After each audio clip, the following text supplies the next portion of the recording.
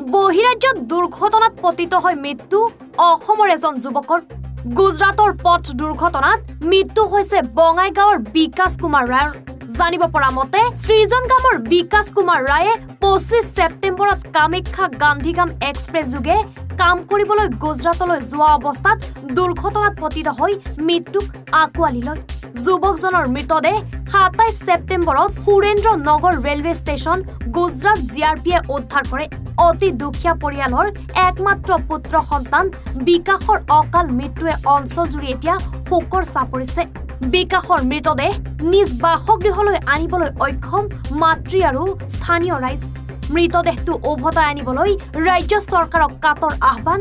মুখ্যমন্ত্ৰী ছাৰ, আমাৰ ল'ৰাটা কাম কৰিব গৈছে বাহিৰত যে কাম কৰিব গৈছে, হঠাৎ কি হ'ল মই ক'ব নোৱাৰোঁ, কিন্তু য'ত কাম কৰিব যাব তাত যায়ে পাওঁ নাই। ট্ৰেইনে বাৰা পৰিছে অতে চেছ। মই ল'ৰাটাক একবাৰৰ কাৰণে চাব খোজোঁ ছাৰ,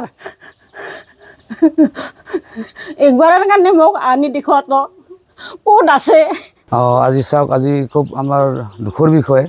ইতিমধ্যে আপোনালোকে গম পাইছে, আমাৰ 2 নং বৰখোলা গাঁৱৰ বাসিন্দা মীনাবালা ৰায়ৰ একমাত্ৰ ল'ৰা বিকাশ ৰায় কৰ্মসূত্ৰে যোৱা বুধবাৰে গুজৰাট অভিমুখী যাত্ৰা কৰিছিল। কিন্তু দুখৰ বিষয়ে এই গুজৰাট পোৱাৰ কিছু 2 ঘণ্টামান ৰাস্তা থাকোঁতে এটা দুৰ্ঘটনা হয়। এতিয়া আমি গম পাইছোঁ তেওঁ আৰু এই পৃথিৱীত নাই, চিৰদিনৰ বাবে আমাৰ এই পৃথিৱীৰ পৰা আঁতৰি গৈছে।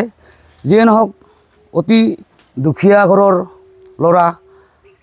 এটাই অনুৰোধ, তেওঁৰ মাতৃ তেওঁৰ আইতা এটাই অনুৰোধ জনাইছে শ্ৰদ্ধাৰ সন্মানীয় অসমৰ মুখ্যমন্ত্ৰী মাননীয় হিমন্ত বিশ্ব শৰ্মা ডাঙৰীয়ালৈ, যে তেখেতে যাতে শেষবাৰৰ বাবে সেই গুজৰাটৰ সুৰেন্দ্ৰ নগৰ যি জিআৰপি থানাত এতিয়া আছে, গতিকে তাৰ পৰা সেই ডেড বডিটো যাতে অসম চৰকাৰে ঘৰত আনি দি মাতৃ পৰিয়ালবোৰক এবাৰ চোৱাৰ সুবিধাখিনি দিয়ে।